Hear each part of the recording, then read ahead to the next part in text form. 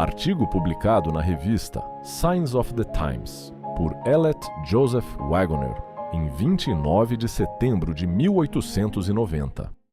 Intitulado A Bênção de Abraão. Na semana passada, consideramos um caso particular de justificação, o de Abraão, ilustrativo da verdade geral apresentada no 3º capítulo de Romanos. Nos versículos 1 a 8, descobrimos que Abraão não foi justificado por obras, mas pela fé.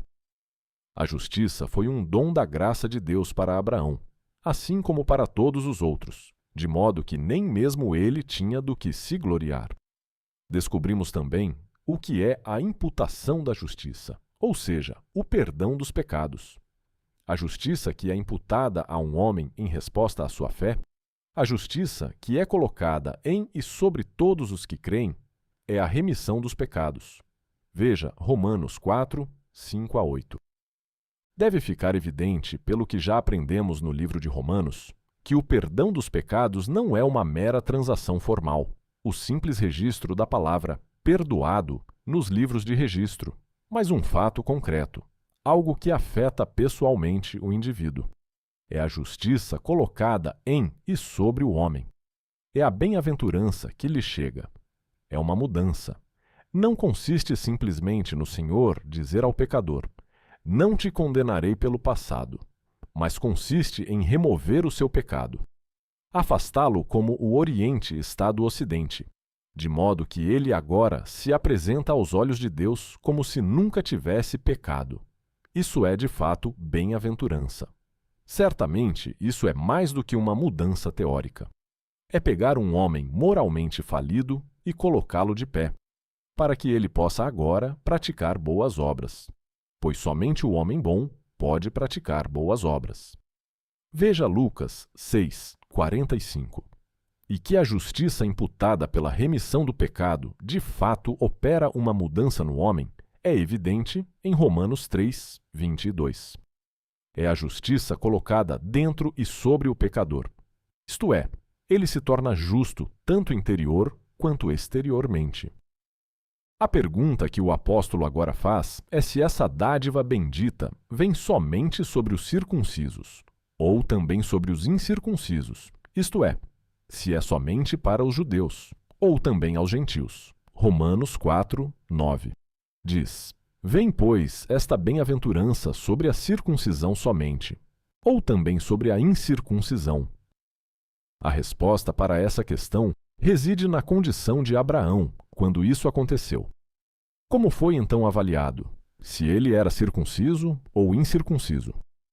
Não circunciso, mas incircunciso. Ele recebeu o sinal da circuncisão, selo da justiça da fé que tinha quando ainda incircunciso, para que fosse o pai de todos os que creem, ainda que não sejam circuncisos, a fim de que a justiça lhe seja imputada também. Romanos 4, 10 e 11. Ver-se-á de imediato que isto resolve a questão de quem são os filhos de Abraão. Um homem não pode alegar ser filho de Abraão simplesmente por ter sido circuncidado. E isto não se aplica apenas agora, mas a qualquer momento no passado. A justiça foi imputada a Abraão antes de ele ser circuncidado. Portanto, visto que ele é o pai de todos os que creem, segue-se que não faz diferença se eles são circuncidados ou não. A circuncisão era apenas um sinal da justiça que ele já possuía pela fé. Portanto, aqueles que não tinham justiça não tinham direito ao sinal. E se tivessem o sinal e não fossem justos, eram filhos de Abraão, apenas na aparência, e não de fato. Veja as palavras indignadas de João Batista aos fariseus em Mateus 3, 7 a 9. Além disso, é evidente que o sinal da circuncisão não foi dado a Abraão e a sua descendência com o propósito de mantê-los separados de outras nações. Deus nunca ergue um muro de separação para separar o seu povo daqueles que não creem. Acreditem, Cristo disse: vós sois a luz do mundo. E repreendeu os judeus por esconderem a luz que Deus lhes havia confiado. Eles faziam isso separando-se uns dos outros em clãs. considerando-se bons demais para se associarem a eles. O próprio Cristo deu o exemplo, convivendo livremente com todas as classes sociais e trazendo dos fariseus hipócritas a repreensão pretendida. Este homem recebe pecadores e come com eles. Lucas 15, 2. Ele orou por seus discípulos, não para que fossem tirados do mundo, mas para que fossem guardados do mal. João 17, 15. O homem que é justo e mantém sua integridade em todos os tempos, em todos os lugares e em toda a sociedade, está tão separado do mundo quanto Deus sempre planejou que qualquer homem estivesse. Compare por um momento Romanos 4,11, que diz: "E recebeu o sinal da circuncisão, selo da justiça da fé, quando estava na incircuncisão, para que fosse pai de todos os que creem." E Gênesis 17, 11. Que diz: "E circuncidareis a carne do vosso prepúcio, e isto será por sinal da aliança entre mim e vós." No último texto, aprendemos que a circuncisão era um sinal ou selo da aliança que Deus fez com Abraão. No primeiro, aprendemos que era um sinal ou selo de justiça. Portanto, somos levados a concluir que a aliança com Abraão era uma aliança de justiça. Isso é confirmado por Romanos 4, 13, que diz: "Porque a promessa de que ele seria o herdeiro do mundo não foi feita a Abraão ou à sua descendência por meio da lei, mas por meio da justiça da fé." Observe agora. 1. A possessão prometida a Abraão não se limitava ao pequeno território de Canaã, que os judeus ocuparam posteriormente. Canaã foi designada apenas como o início dessa possessão. A promessa jamais poderá ser considerada plenamente cumprida, até que a descendência de Abraão, juntamente com o próprio Abraão, ocupe toda a terra.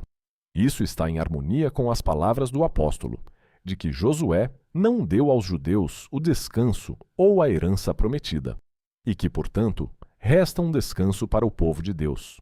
Hebreus 4, 8, 9. A aliança com Abraão envolvia essa posse. A aliança assegurou a Abraão a herança desta terra para uma possessão eterna. Compare Gênesis 17, 7 a 11 e Romanos 4, 11 a 13. Mas a aliança era uma aliança de justiça. Portanto, a promessa feita a Abraão compreendia nada menos que os novos céus e a nova terra, pelos quais também nós, em conformidade com essa promessa, aguardamos. 2 Pedro 3, 13. Assim, a aliança com Abraão incluía justiça e redenção eterna, e a posse eterna da terra. Isso é para todos os que têm a mesma fé que Abraão teve. Porque, se os que são da lei são herdeiros, a fé é vã, e a promessa sem efeito. Romanos 4, 14. Isso não significa que a fé se torna nula, e a promessa sem efeito se aqueles que guardam a lei são herdeiros, pois nenhum outro é herdeiro. A herança pertence aos justos, aos que possuem a justiça da fé. A fé estabelece a lei e a sua justiça, mas significa que a mera posse da lei e a confiança nela para justificação não podem constituir alguém herdeiro. Se a posse da lei ou a confiança nela pudessem constituir alguém herdeiro, então não existiria herança pela fé. E é fácil ver como, nesse caso, a promessa seria inútil. Portanto, se Deus prometeu uma herança unicamente com base na fé, uma fé que opera, é claro, e então exige que trabalhemos e mereçamos essa herança, a promessa não vale nada. Mas todas as promessas de Deus estão em Cristo Jesus, sim e amém. Portanto, a herança vem pela justiça da fé. Porque a lei produz ira, pois onde não há lei, não há transgressão. Romanos 4, 15. Esta é uma prova concreta de que a herança não pode vir pela lei, mas deve ser pela fé. A lei dá o conhecimento do pecado. Já aprendemos que todos pecaram, mas a lei castiga o transgressor. Portanto, todos são condenados. Eis aqui a vasta terra que é a herança prometida. Eis um homem que ignora a promessa de Deus e procede a reivindicar a sua parte da terra. Chega o tempo do julgamento, e ele pensa que trabalhou o suficiente para comprovar a sua reivindicação, e vai ao tribunal para que a herança lhe seja confirmada para sempre.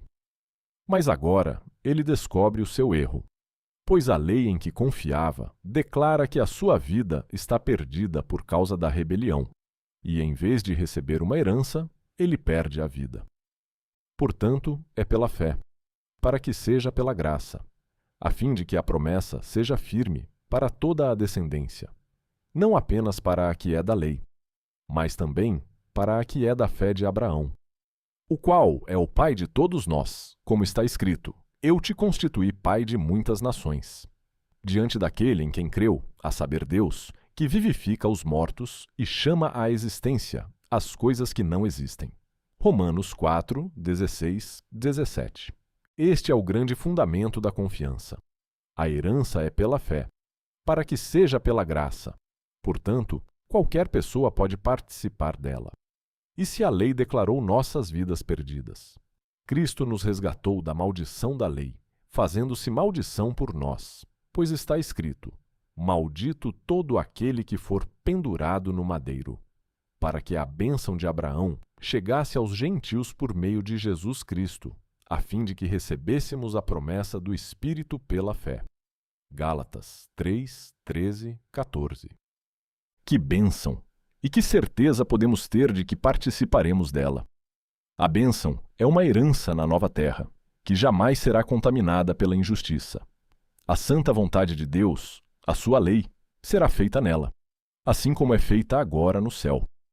Mas todos nós pecamos e estamos sob a maldição da lei, condenados à morte eterna. Como então podemos esperar participar da herança eterna? Através da infinita misericórdia de Deus em Cristo. Cristo tomou sobre si a maldição da lei por aqueles que creem.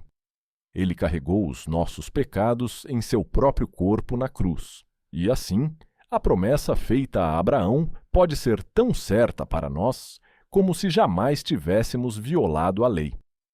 Graças a Deus por seu dom inefável. Uma lei permanece em vigor até ser revogada. A revogação, por justiça, deve receber tanta publicidade quanto a promulgação da lei.